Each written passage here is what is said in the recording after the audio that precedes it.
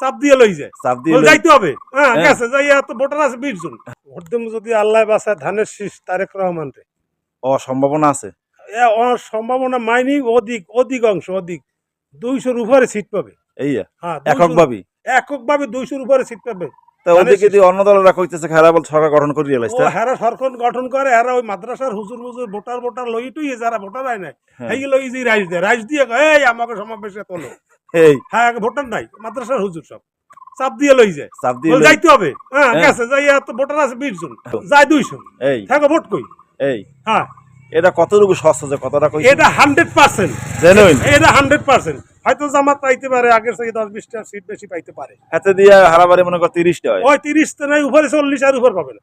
আর BNP ফুল 200। হ্যাঁ 200-200-র উপরে 3-4টা বেশি থাকতে পারে ইনশাআল্লাহ। যাক দেখি। আচ্ছা ঠিক আছে, তোমার লাগ চ্যালেঞ্জ।